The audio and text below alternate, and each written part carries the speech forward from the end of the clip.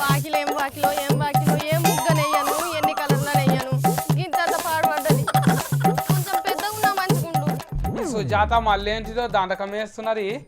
సుజాత, ఓ సుజాత! ఏంటే సత్యన్న ఎంతో దీర్ఘాలు తీసుకుంటా పిలుస్తున్నావు? ఎట్లనన్నా పిలుస్తా, నా ఇష్టం. ముందుగాల ఎందుకు గొలుగుతున్నావో చెప్పు. గునుక్కున్నాడు కూడా నా ఇష్టమే అన్నా. అబ్బా, మాటకు మాటం చెప్తున్నావా? మంగోలు నేర్పిస్తున్నదా నీకు? హుషారు చేస్తున్నావు అన్నా. మాటకు మాట చెప్పకుంటే పాట పాడమంటావా ఏంది?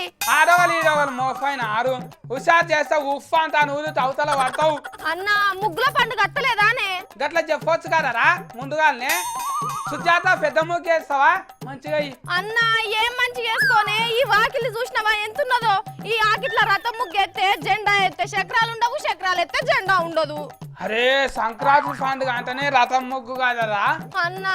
రథం ముగ్గు కాదే, చిన్న ముగ్గు వేసుకునే కోపు కూడా కొడతలేదు. కానీ ఊళ్ళో మస్తు ముగ్గులు వేస్తారు కదా. అవునే సత్తన్న, మా ఊళ్ళే మా వాకిలి మస్తు పెద్దగుండే, పెద్ద పెద్ద ముగ్గులు వేసేది తెలుసా?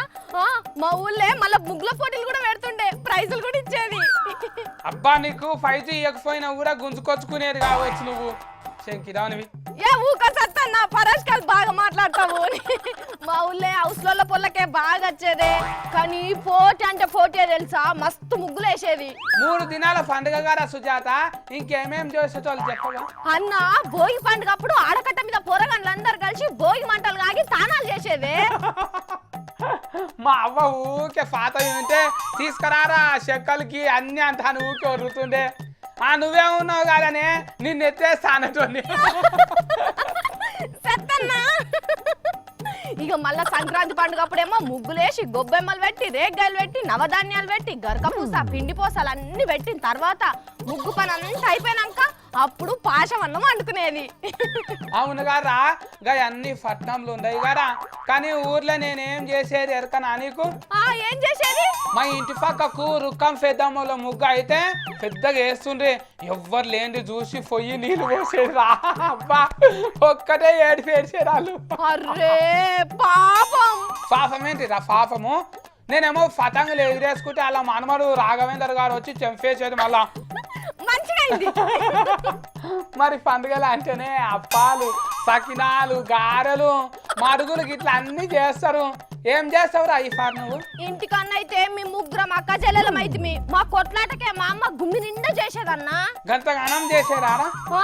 మళ్ళా పొద్దుగాల చీకటితో షురు వేస్తే రాత్రి అయ్యేదన్నా అయిపోయేసరికి. మరి ఇప్పుడు ఏం చేస్తావురా?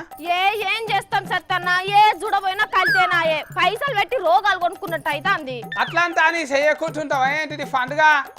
లేకుంటే బీకిరికి వెళ్ళి తెచ్చుకోపో.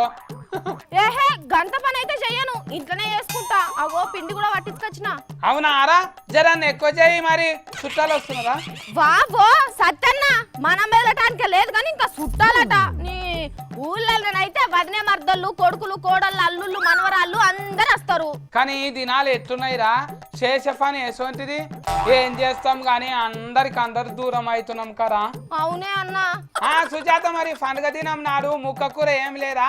నన్ను విలువవారా? అరే సత్తన్న, నిన్ను విలువ నా పండుగ పూట తయారుగుండు, పలాబువా చికెన్ కూర అండి పెడతా. సరేరా సుజాత, అఫ్ఫాలు చేసుకో, నేను ఆర్తలు చెప్పుకుంటా.